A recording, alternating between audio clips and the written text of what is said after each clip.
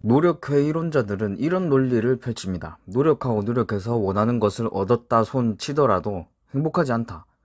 만약 그렇다면 어째서 모든 것을 다 누릴 수 있는 재벌들이 자살을 하며 남부러울 것 없는 유명 연예인이 자살을 하겠는가?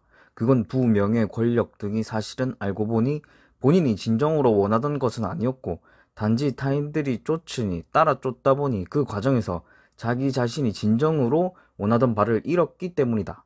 고로 너무 아등바등 살 필요 없으며 현재 가진 바에 감사하며 사는 것, 그것이 행복이다. 의욕을 적게 하며 쾌감을 느끼는 것이 행복이다. 그럴듯하지만 거짓입니다. 행복이라는 개념은 상당히 복잡합니다. 사실상 정의 내리기가 어려운데요.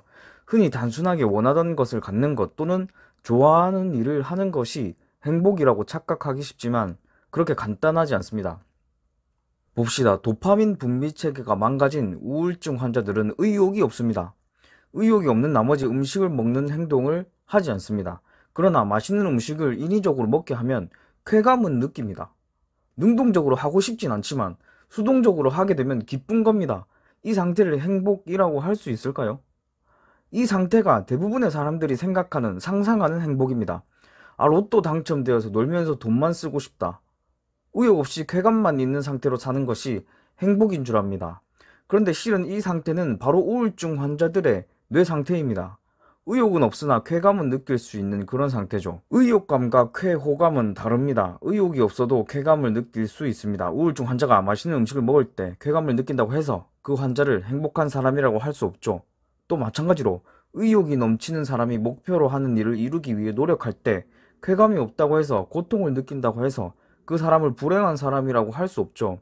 원하는 것을 잃었는지 여부 따라 행복이 결정된다는 것이 아니라는 이야기입니다. 의욕이 있는 상태에서 목표를 이룬 뒤 쾌감을 느끼는 상태, 의욕이 있는 상태에서 목표를 이루지 못하고 노력하는 상태, 의욕이 없는 상태에서 목표를 이룬 뒤 쾌감을 느끼는 상태, 의욕이 없는 상태에서 목표도 이루지 못하고 우울해하는 상태, 이 네 가지로 나눌 수 있습니다. 1번의 상태가 행복이라고 할 수 있습니다. 의욕도 있지만 목표도 달성한 쾌감의 순간, 아주 찰나의 순간이죠. 행복이란 본래 찰나입니다. 그 뒤 잠시 4번의 상태로 갑니다. 목표가 사라지고 의욕도 사라진 상태죠. 쾌감도 없죠. 큰 성공을 이룬 뒤 경험하게 되는 허무한 상태, 무기력한 상태가 바로 이때입니다. 그 뒤 정상적인 케이스라면 다시 목표를 설정하고 2번의 상태로 갑니다. 의욕은 생기고 쾌감은 없는 상태. 그리고 성취하고 다시 1번으로 의 반복입니다.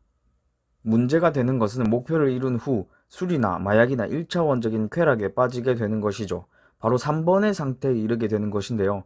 의욕, 목표는 없으나 단순하게 쾌감은 느낄 수 있는 상태에 지속적으로 있게 되는 것이죠. 이 상태가 진정한 의미의 불행입니다. 쾌감이 있더라도 불행한 겁니다. 진정한 의미에서 행복은 목표를 이루고자 하는 의욕도 있으면서 노력을 하면서 조금씩 달성해 나가는 그 자체입니다. 목표를 이루고자 하는 의욕과 작은 성취가 주는 쾌감이 공존하는 이상적인 상태입니다. 사실 이 상태에서는 쾌감을 줄 요인이 없더라도 쾌감이 느껴집니다. 매일 도서관 다니던 시절 기억납니다.